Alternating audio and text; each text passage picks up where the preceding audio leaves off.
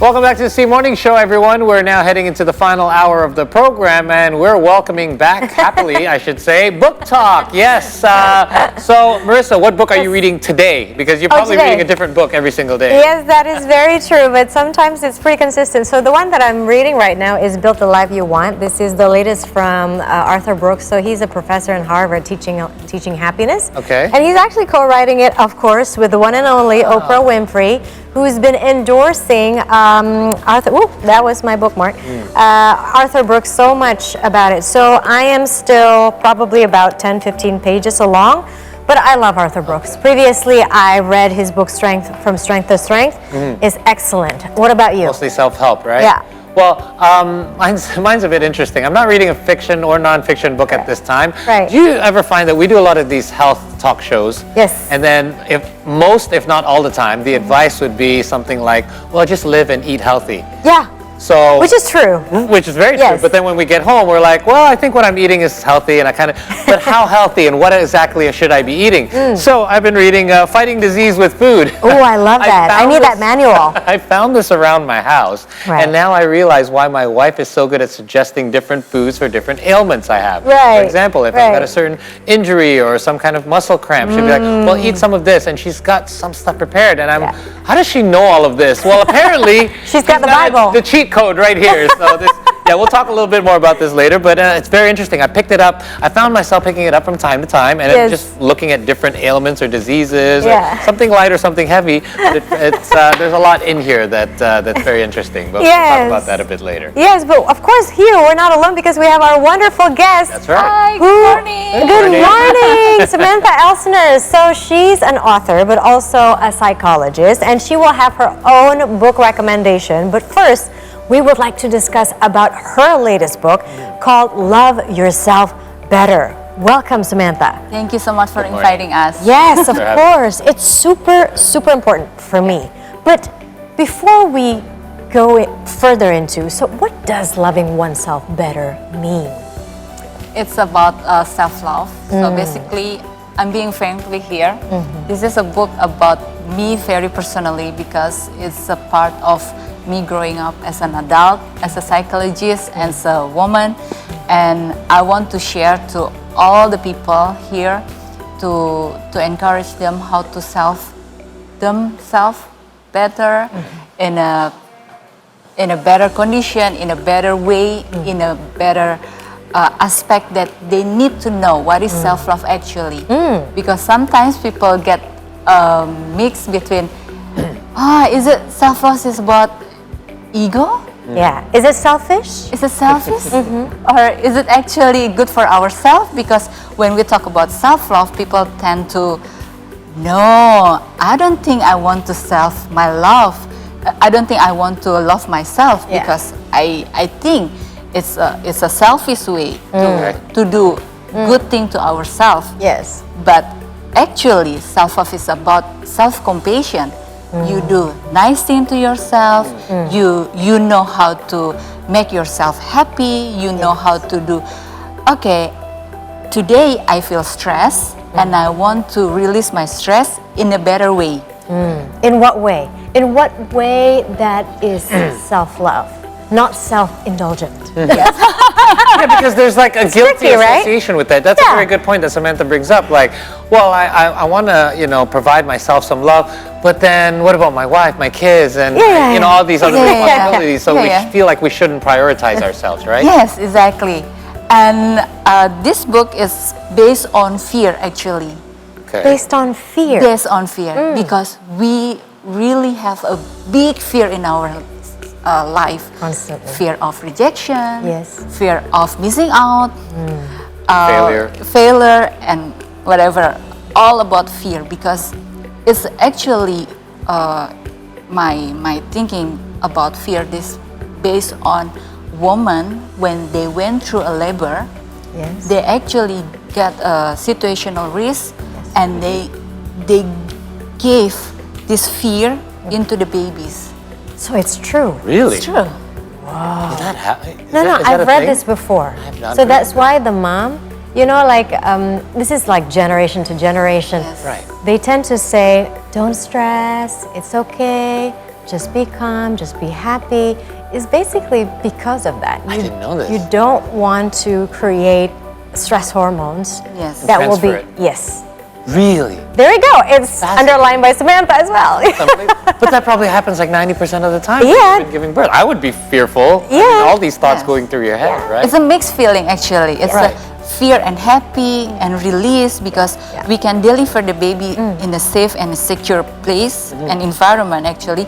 But not all the women, not all the moms could give the birth in a safest way. Of course. Many of us doing the labor with the fear. Yeah, that's true. And Because we fear we lost the baby. yeah, And how can this impact the next generation then? What would this make them, like they'll grow up with fears of various things? and less ability to love themselves. Is that the Yes. connection? And not Really, sabotage Samantha? themselves. Whoa, I never this really is made that connection. fascinating. That's why I'm writing this book. Yes. Okay, so there's a line under there that says sebuah proses untuk memulihkan trauma, a process on how to heal from your trauma. Yes. Can you tell me how trauma is then connected to all of this? Well, it's actually about trauma is a mark in our body, Okay. Yes. and we want to heal that trauma, but we don't know how to heal the trauma. And all the psychologists nowadays talk about trauma is you need to heal yourself by doing self-love, Okay. but you don't know how to Of course. love yourself. Many of us don't even know what our traumas are. I didn't know what my traumas were until a few years ago. Yeah. Yes, Right. actually. And this is remind me at the moment when I talk to my psychologist, my personal psychologist. That's good because psychologists should have psychologists. Yeah. That's true, it's good. Yeah. And it was in Switzerland because at the moment I traveled to Switzerland to meet my mom's best friend who actually worked as a psychologist. And I had a private session with him and he asked me this question. Yeah. Have you loved yourself, Samantha? That's so lovely. And can be scary too. That it cut me punch at that time. Really? I thought too long, maybe probably like 5 minutes or 10 minutes in a quiet moment. Right. And I said, I think I love myself twice. What does that mean? Exactly. He asked me that way too. Right. What does that mean? What does that mean, Samantha? Interesting question. Okay, I thought I love myself when I can pass my trauma, when I finally heal myself from grieving that I lost my mom. So he said, only that time? You don't love yourself every day? Right. And that the moment I learned to love myself better. How do you love yourself better? Yeah. Each person, I'm Good sure, is question. different, but at least, and I will ask you this, Paul, as Yeah. well, and I will share some of my little methods as well to love myself. What is yours? I have a habit every morning when I wake up. I want to say something nice to myself. It's not affirmation, but it's more like grateful way. Oh, thank you, I'm alive now. I can see my daughter. I can have my schedule. I have my activity today. Gratitude. Yes, it's a part of, I feel blessed living today. That's the way you do it. Yes. Every day. You do it every day without fail. Every day, and I do meditate, Nice. and I do some stuff. I love to write everything, so on my notes in my phone. Yes. Do you have a diary that you write Journaling. with a paper? Journal, yes. Journal. Yes. Oh, that's lovely. What about you, Paul? Well, it's interesting that you asked me this now Yeah. because I thought I always self-love all the time. For Yeah. example, me living healthy, nutritionally, I go exercise, that's self-love. That's But I've recently looked at it a little bit differently, whereas I used to punish myself, not punish myself physically, but punish myself for like, oh, you missed going to the gym today, or you had a cheat day, so bad, like next time don't do that. But just internally, right? Like make sure you do better next time. Yeah. But I've learned that sometimes I have to realize that what I'm doing is already good enough. And it's okay for me to miss a day because I look at the positive side. Me skipping out on a day at the gym means a little bit more time at home with the family and the kids. Yeah. So instead of punishing myself, Yeah. I've chosen to like say, hey, that means something too. And in fact, it means Yeah. more. So that's the self-love that I'm experiencing now because I've chosen to reward myself for the decisions I make and not punish myself. No, that's wonderful because it's like you being a friend to yourself. Yes. Instead of saying bad boy, Yeah. you're like, hang on a minute, it's all right to do this, and you're doing something good anyway, too. Correct. How about you? Yeah. I think for me, what I discovered very recently is that to express something when I disagree. Okay. Previously, I was so accommodating, I didn't realize that I discounted a lot of my opinions and feelings for my loved ones because I love my loved ones, right? So back then, I thought loving my loved ones is to say yes to whatever that they say. Being nice. Being nice, exactly what you said, Being nice Paul. versus Being being nice versus being good, right? Now I learned to like, if I feel something doesn't sit quite right, I'm not going to punish myself for feeling this negative emotions. I'm going to air it by expressing it to the right person. Not in massive anger, no. I mean, and anger is not bad, by the way. Anger is not bad at all. And that was another misunderstanding that I had before. Yeah. I couldn't express my anger. So this time, whenever I'm annoyed or a little bit upset, I will think about it, sit with it, and then I will express it to the right person instead of punishing myself for feeling these negative emotions. I think that's one form That's of wonderful. self-love. Thank you. Thank you. So yeah, this is so fascinating, right? Yeah. And look what I have here. Hey. So this is Love Yourself Better, Woohoo! Samantha's latest work. As I mentioned, it teaches you about the process of healing yourself from trauma, and it contains various chapters, comparing yourself to others, pressures from life, family, red flags. Perhaps you can explain it better because it's Yes, yes. So it's a wonderful color. It is. I love Color. pink. Yeah. So it's all about quarter life crisis that happened between 20 and 30 years old. okay. We've been there. Yep. Yeah, Yes, been there. absolutely. So at the first page, I wrote, to my beautiful and brilliant daughter, my sweetheart Monica, Yeah. and to all of you, I'm with you. Oh, So imagine when you're reading this book, yes. I'm with you. So I will accompany you to encourage you to love yourself better because there's a lot of worksheet here Oh, that, nice. that you can write, and I will give some prompting. Yes. Yeah. And then what is cognitive distortion? What's that? It's a malfunction of thinking. Such as, for example? Such as like we tend to think in a black and white, Yes. and we need to try to think, there's another color between Okay. black and white. There is light gray, darker gray, a Yes. little bit darker gray, more darker gray, right? Pink, red, Red sometimes. fuchsia. And it gives, like, I saw that little part, it gives examples of sentences, things that we Yes. sometimes say or hear as Yes, well that we can exactly. relate to. Yeah, that's true. Yeah. Serves as And what good is of a- automatic thoughts? Ooh, what's And that? how to recreate our automatic thoughts. Train ourselves, basically. Yes, exactly. And we have voices sometimes in our heads, right, Samantha? Like, for example, the voice that you had previously. Yeah. Bad Actually, a Paul. voice, but that's how I see it now. Yeah. Like that, I realize that now that I'm zooming out, that Yeah. I was talking to myself in a way. Yeah. Exactly. Where does that voice come from? All these, like, because I was intrigued when you said automatic thoughts. In my understanding, and correct me if I'm wrong, Samantha, automatic thoughts happen because of the voices that we heard growing up. And it's not necessarily true. It's an inner voice that came from our childhood, actually. Okay. Yes. Maybe from our parents or our teachers or our friends. Or our siblings sometimes Yes, too. exactly. That makes us doubting ourselves, and we can, not too confident to ourselves at that time. But if we constantly thinking of the bad inner voice, Yes. that makes us to be a bad person. Okay. We tend to punish ourselves. Yes. We tend to not believe to ourselves. We don't have our faith, and we want to sabotage ourselves, Yes. but unconsciously.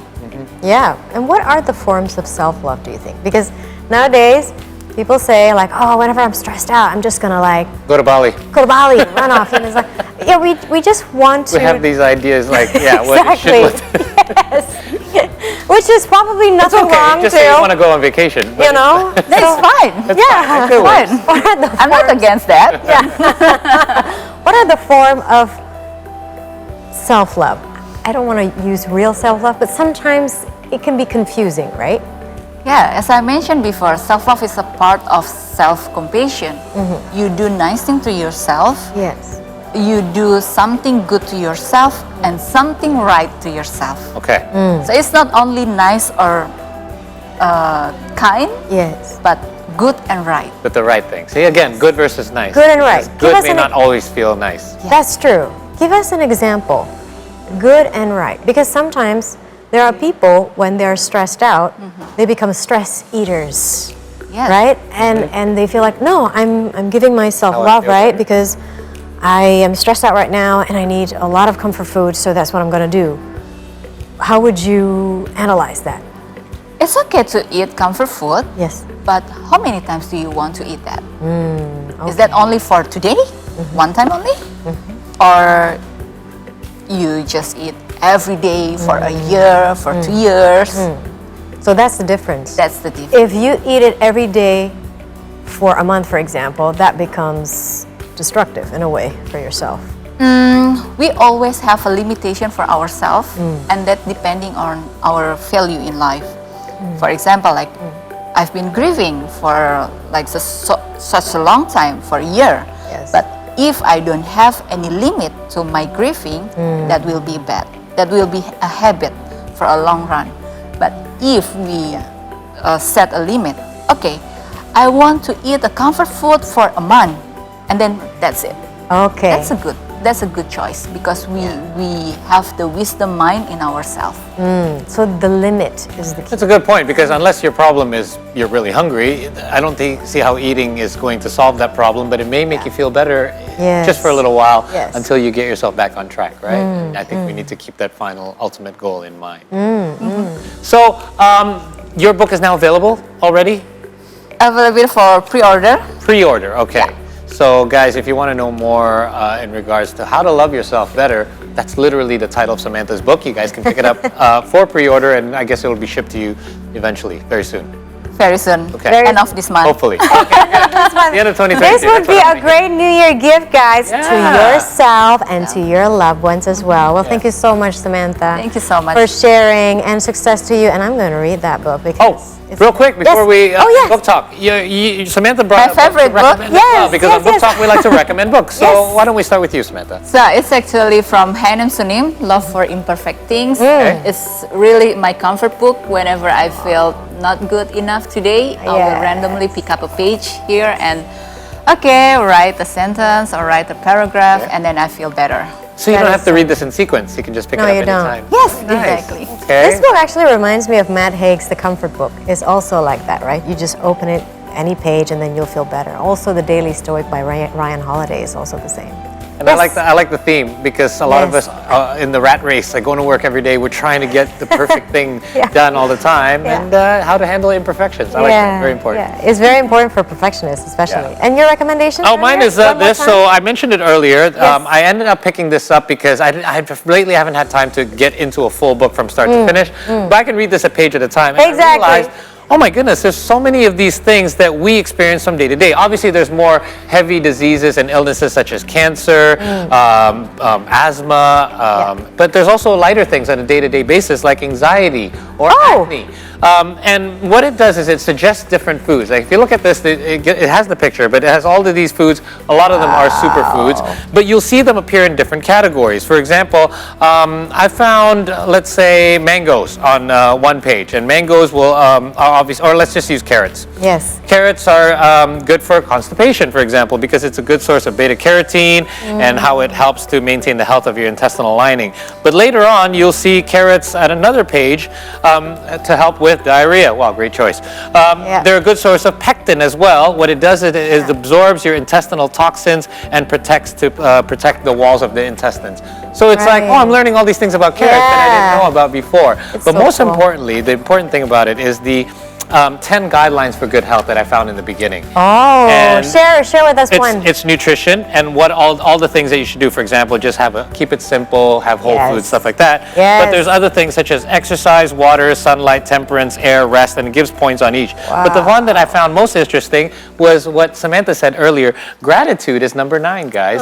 So don't forget to count your blessings. Be grateful for what you have. Keep a journal if possible. Look for opportunities to thank God for the little things. And sometimes I find that all of this focus on how we can do all of these things physically, we don't take the time to just be thankful. Like you said, that is self-love. And your book recommendation is basically definitely a self-love. Literally, love your body physically by giving it the right food. Yes, that's beautiful. I need to have that book. And again, I'll just repeat one more time, Build the Life You Want by Arthur Brooks and also Oprah Winfrey. He's basically discussing there are 3 elements of getting happier, because according to Arthur Brooks, you know, a lot of people, of course, it's natural for us to want to be happy, you know. But actually, happiness is almost elusive. What you can actually have is to be happier. There will be days when we are happy, but there will be days when we're unhappy, and it's okay. It's actually the 2 sides of the coin. So to be happy doesn't mean that you delete unhappiness completely from your life. It's not like that. Because it's like it's yin and yang. So what you can do is to get happier, and there are 3 elements. I've actually written it down. No, not written it down actually. I've actually Marked it. Underlined it. That's the way I read my books. He says there are 3 macronutrients, speaking of nutrients, of happiness, and they are enjoyment, satisfaction, and purpose. And for those of you who still cannot manage to get this book, you can actually listen to their Spotify, which is on Oprah's Spotify with Arthur Brooks. There are 3 episodes specifically discussing this, Build the Life You Want. So yes, I would highly recommend this. And another one that I will just bring up very quickly is Lori Gottlieb. You're familiar with Lori Gottlieb, Samantha? Not yet. Yes, she's a psychotherapist with an excellent book, by the way. It's called Maybe You Should Talk to Someone. Read that book, a lot of personal stories from patients because she's a therapist. Beautiful stories that will make you think, because sometimes she would insert psychological theory as well, but also blending it with very human stories. So there you go. Yeah. Great recommendations. Thank you, guys. And thank you, Samantha. Thank you so much. By the way, is it true, Samantha, if you're happy, like super happy every day, then it just kind of feels the same, doesn't it? Yeah. You do need those ups and downs in your lives, right? Exactly. Love Yourself Better, guys, by Samantha Elsener. Guys, make sure you pick it up. We'll be back with more here on the C Morning Show, including some recaps from our earlier segments in case you joined us late. Stay with us.